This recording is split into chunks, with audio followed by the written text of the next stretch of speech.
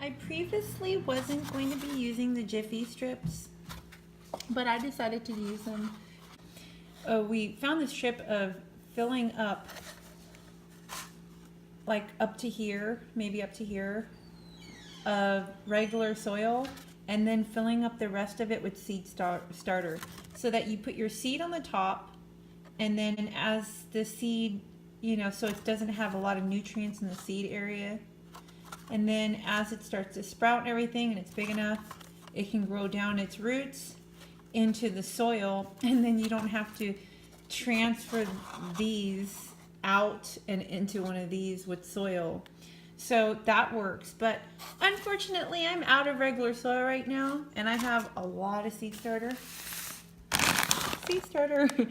I'm just gonna go ahead and plant them in here, and then transfer them later on when I have a chance to go buy some regular soil when they're big enough.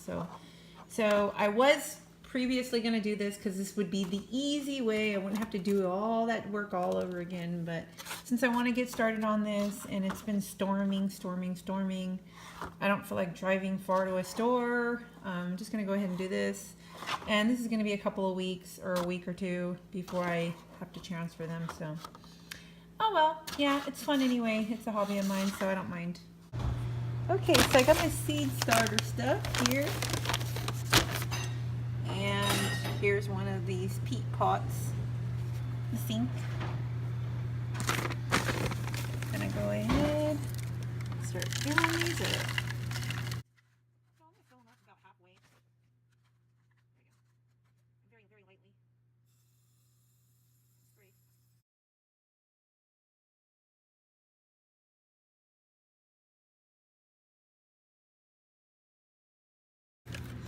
Some people just drench the whole thing, and you don't want to do it with peat pots. You just don't.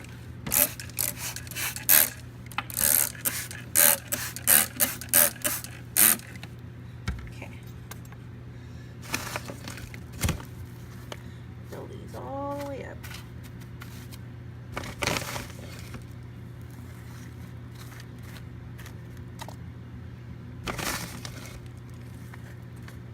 There we go.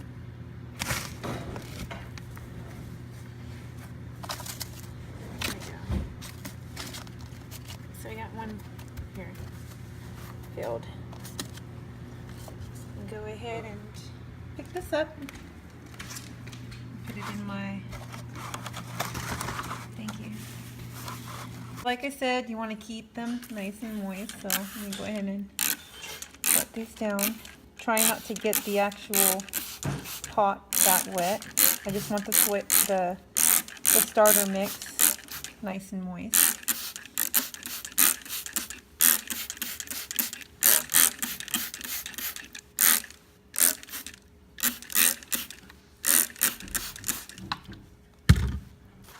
There you go. Get that in there.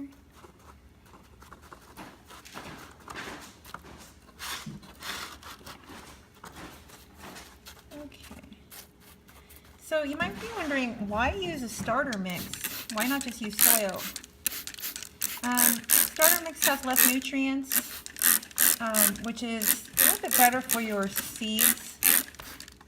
You can use regular soil, I guess. I mean, you can plant your seeds outside, so I mean, obviously you can use good soil, but it just makes it easier for the roots to reach out through this because it's a lighter mix. It's real light, and so that the roots can branch out a little bit.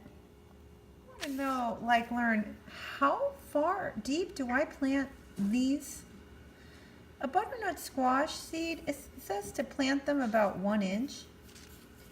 If you look at a ruler and you look at the measurement, it's about double the size of whatever the seed is.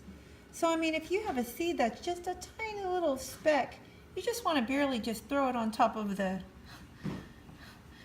soil there, and just kind of like tap it in, because you want it like barely on the top. So with a seed like this, about 1 inch, so you look at the ruler, 1 inch deep, and you want to pick one that's, so I have it filled here now. I want to make sure that these are deep enough for these seeds. And 1 inch, I'm just going to go ahead and make a little groove here. Go about 1 inch deep. Go down here. And we're going to throw two or three in.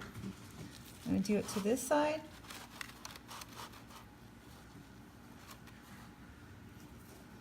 And you want to plant at least 2 or 3 because not all seeds germinate. So go ahead and cover it back up. Cover it back up. I'm going to do one more here because I want to plant at least 3 butternut squash. Go ahead and stick that in there. Cover that up. Oops, that come back out. So I did a good job there. Make sure they're nice and deep. About 1 inch deep. There you go. Put that back in there.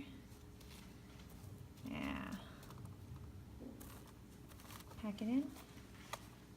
Yeah, so, and when you're planting, make sure you label what you planted so you know what's coming out. Now that you know what you've planted, you want to make sure that these are really moist. So go through them again. Make sure that soil is completely moist so that seed got enough water to germinate.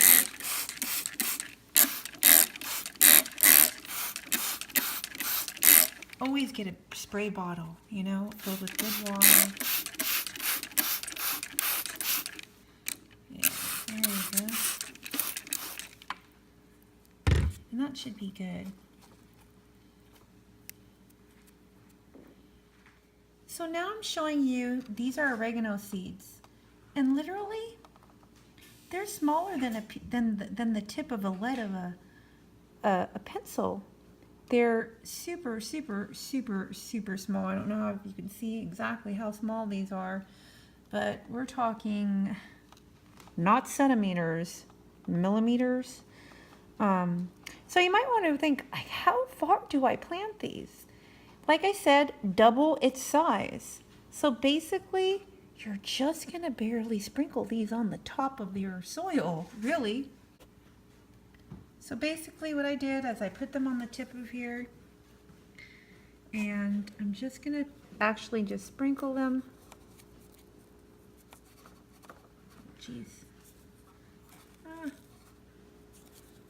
Right on top of this soil. I'm trying to make sure that they're centered, but what I noticed about was planting oregano is when they start growing, they ended up all over the place. Like they flew when I was trying to put it in.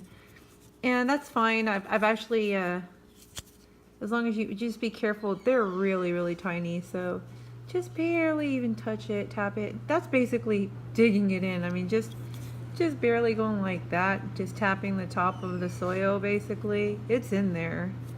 Go ahead, and I put 4 in there. So I mean, at least one of them or 2 of them are gonna germinate. And then very, very lightly spray the top. That's pretty much all you have to do.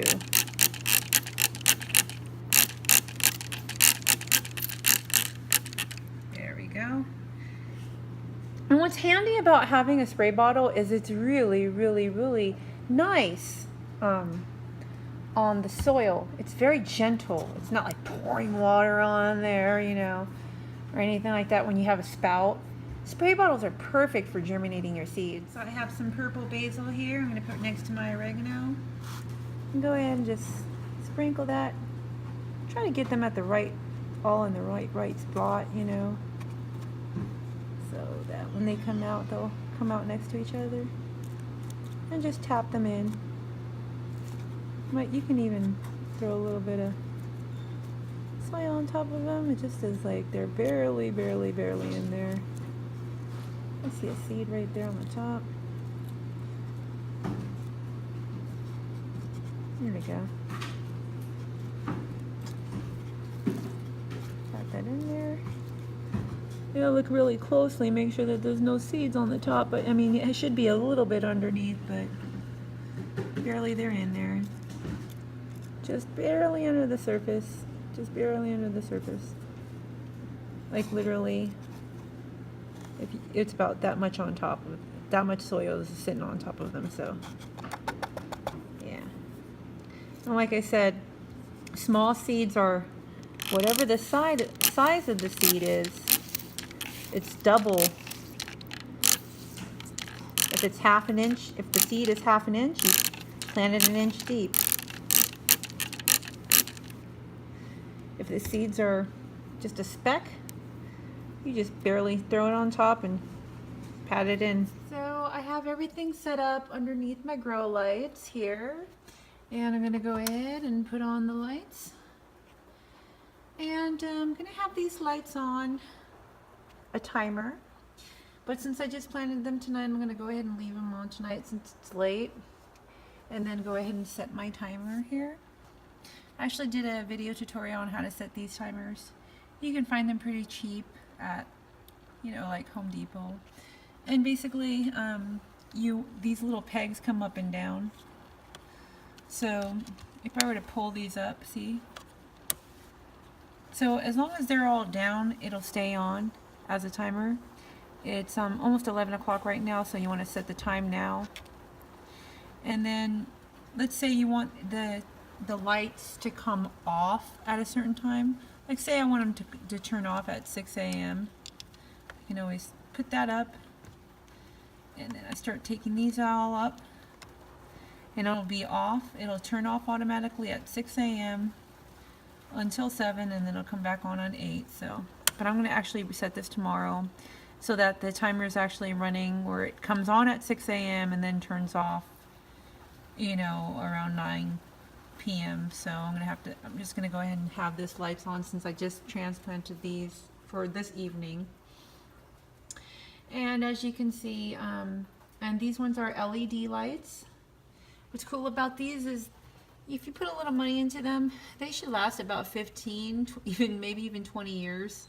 So, you know, it's definitely worth it, especially if you get a good price for them, which I did. And yeah, and you can start your little garden a little bit earlier. You see that I got all of these early jalapenos, black beauty eggplants, all this stuff here. The tomatoes are down here. And I'll let you guys updated on the growth of these, so you guys can see exactly how and when they start germinating.